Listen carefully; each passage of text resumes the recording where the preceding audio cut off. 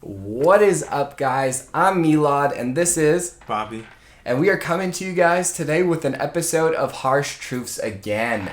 And this time is a little bit different because we're in the same place. So, less editing for us. So that's cool, I guess. But now we're here in the same area. And the reason being that Bobby came over to my place to watch the Saints and Rams game, which we're about to share our reaction to. So, you want to get started with what you thought about the game? Yeah, I think the main takeaways that I got from this game was that Jared Goff balled out, Todd Gurley did solid, and I think most importantly, Cooper Kupp and Aaron Donald showed up this game. Oh yeah, Cooper Kupp showed up, and that was kind of questionable at the beginning of the season because of his ACL injury he had last season. So everyone was curious on if he would have came back at 100% or how he would have actually been. Sorry about that. Got a bunch of snacks downstairs, so, a little bit there. But everyone was wondering if he would really ball out, how he would come back, if he would be as good as he was last season. And clearly, he's been pretty good so far this season. And even his trainer said, he's actually better than last season now. And, I was skeptical at first, and I'm kind of starting to believe him. Aaron Donald gave us a little bit of a scare at the beginning of the game because he had that little back injury that put him out of the game, but he came back in, but he was kind of quiet when he came back in. But hopefully that comes out positive and it's nothing really too serious.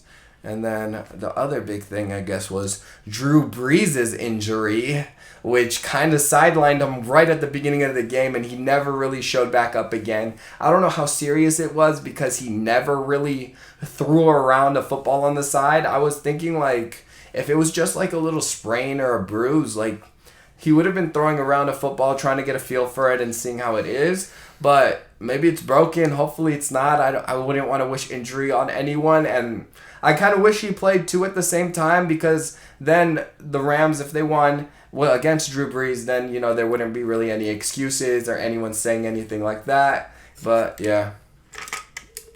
I was going to drink water. Okay. I'll continue a little Wait, more. No, I'm good. I think, to me, and I think we talked about this off camera too. For me, I think the Rams have a top 5 receiving core in the NFL, and I think today proved it. I think the combo of Brandon Cooks, Cooper Kupp, and Robert Woods is a deadly trio to me because it's a mix of 3 types of receivers. We have that deep ball receiver in Brandon Cooks, and then we have that reliable, good all-around receiver in Robert Woods, and then we have Cooper Kupp, who's I don't know. Is he a deep threat? I think he is, but he's just built like the prototypical wide receiver. He's got the size for it. He's got the speed, and he's made like a wide receiver would want to be. Mm-hmm. But yeah, he's got the deep ball threat as seen today. And I think this win is really gonna set the tone for the season. I think the Rams needed a win like this, and I think it's gonna carry over to the next couple of weeks. Now let me ask you something.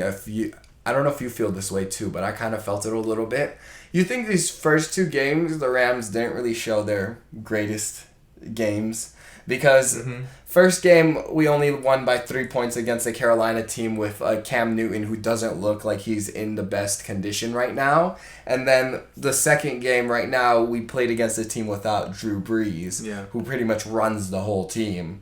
And we kind of just got away with 2 wins at the beginning of the season, which didn't feel as satisfying yet because they didn't feel like they were against all full-fledged teams yet.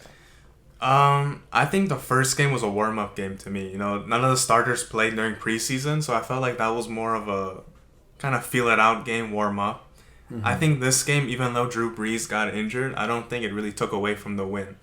I think the Rams still are a better team than the Saints. Yeah, I agree with you, but the only thing is now all the Saints fans are going to be like, we didn't get Drew Brees, so you can't really say anything about this game. But then the other thing, too, that, everyone's been commenting on is that one play in the game where the defensive player's name was Jordan, and he got the fumble from Jared Goff and was able to return it for a touchdown. It would have been clear if it was ruled as a fumble on the field, it would have been a touchdown, even though it was ruled as a fumble after a challenge was proposed. But the Rams won by quite a bit more than a touchdown. And also, to be real with you guys, I don't think the Saints really had a chance once Drew Brees went down. Now, I guess a question I'll propose to you. A lot of people lately been talking about how Drew Brees might be nearing his downhill or downfall or He's on decline. the decline. He's yeah. on the decline now, and people saw it towards the end of last season. And was this injury something that just kind of was a freak little thing that happened, or you think it comes with the age and it comes with where he's at in his career? I think it's a little bit of both. I think Drew Brees is still one of the best quarterbacks in the NFL, but I think the first drive of the game where Drew Brees threw a pick? Yeah. I think that right there was kind of, it kind of shows that it's coming. It's coming. It's But it's not to say that it's done. I still Yeah. think I think Drew Brees, I don't know how old he is exactly. 40? He's 40 exactly, I think. Is he 40? I'm pretty sure he's 40 No, exactly. he's not 40. Let me see. I'll check for you. You can keep talking. I think Drew Brees is still, I think he still has some time left in him. 40 exactly. Born 40? 1979. Damn. I think it's just a little bit of both. We didn't see him enough for me to really say definitively what it is. I don't think he's completely on the decline. Mm-hmm. But he still doesn't look as sharp as he did past years. I think I'll leave it at that. Yeah, I think towards the end of the season again, you'll see him look a little more fatigued and not as sharp as he does at the beginning of the seasons usually. Yeah. You think Colin was right? Colin Cowherd, by the way, was right for keeping the Saints out of the top 10. I think they're a top 10 team. I think so too. He put the Texans over them, and he put a couple other teams that I think Chargers over them and stuff like that. I'll say this: I think the Rams are a top 3 team. Oh yeah. To me. The Patriots and Chiefs, of course, get the top 2. And then it's the Rams, in my opinion. And then it's get the third. the Rams. Who else would even compete with them for that third spot? I can't think. There probably is a team, but I can't. There probably is one that I can't think of on the top of my head. Look. But yeah, so that was happening in the Rams game. And The Eagles. Eagles, that's the other team everyone has good hopes for this next season. And then the Rams. I guess you could say the 3 and 4 spots are going to be the Rams and the Eagles. Yeah. Some people have high hopes for the Bears, which somehow came out with a miracle win today when it looked like they lost the game but ended up hitting a field goal at the end of the game, which is kind of ironic considering the fact that they left the playoffs last season on a missed double doink field goal. Yeah. Which is kind of sad for them, but now they started off their season 1-1. Saints are 1-1 and almost were 0-2. If you remember that Texans game, Drew Brees pulled that out. That's when I thought, okay, Drew Brees is looking sharp this season. He pulled that out at the end just to set up that field goal to win the game with the 30 seconds left.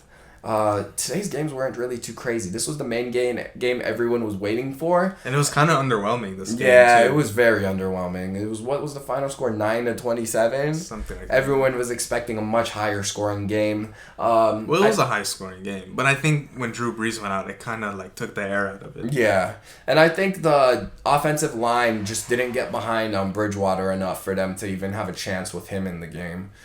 You could tell there was a bunch of holding calls, a bunch of, plays where they just didn't seem like they were trying to help him out too much or And that was expected because he hasn't played and he wasn't expecting to play. Yeah. Right?